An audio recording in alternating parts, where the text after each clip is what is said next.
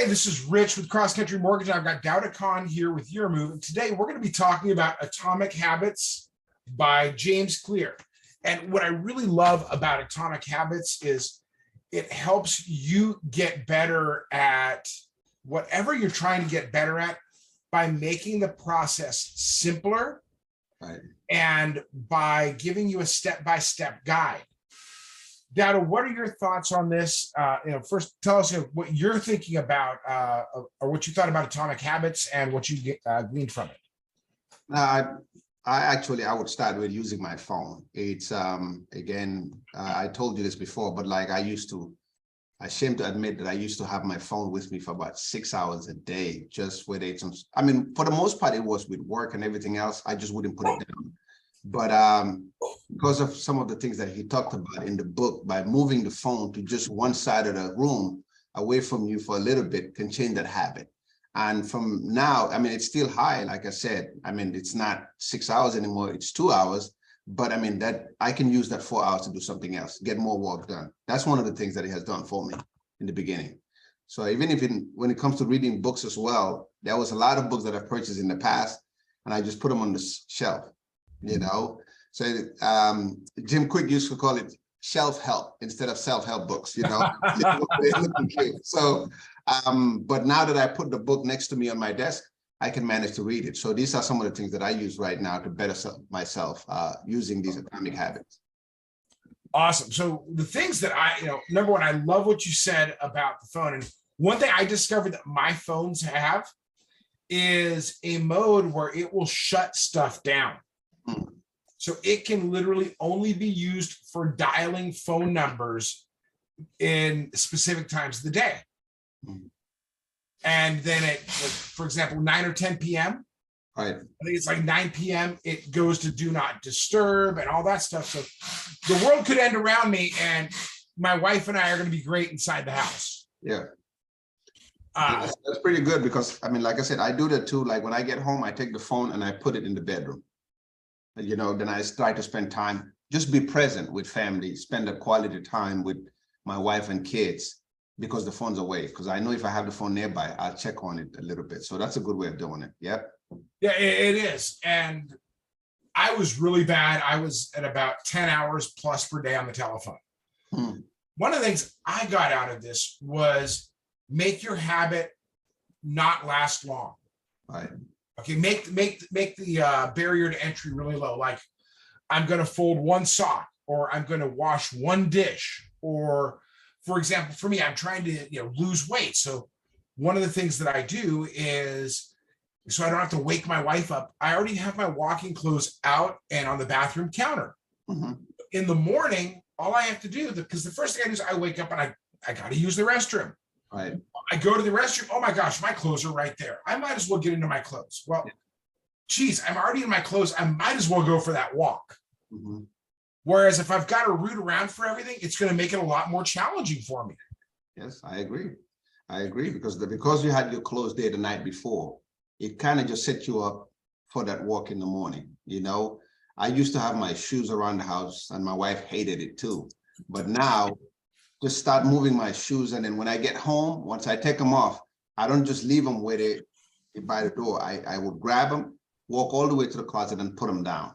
So these little things, and then now she loves it because like things are actually where they're supposed to be. My closet, I can go in there and then find what I'm looking for because I've been slowly putting things where they're supposed to be. And I've been doing it little by little, inch by inch is a cinch, right? Yard by yard is too hard. Just these little things that we do are actually the big deal as time goes on. So there you go. That's true. The other thing that I've started doing is, so it's twofold. One is I joined Weight Watchers because they've got an easy eating program, but I've made it because I had done this before and would forget to log my food. Right. Now I have to log my food before I eat it. That's pretty neat. Really easy. Yep. So if I want to eat something, I got to log my food. Now that does keep my phone with me a little bit more, but if I want to eat it, I got to log it. The other thing is when I go to my dining room table and I walk by my chair, right, I have to do 20 body weight squats. He talked about that, right? Like you do something, or I look at my phone, I have to do 10 burpees, right? I don't know, I sit here for 30 minutes, I gotta go and then take a walk around the neighborhood. Because I'll give you an example. Where we're over here in Cyprus now. Our location is in Cyprus, and it's a quiet street.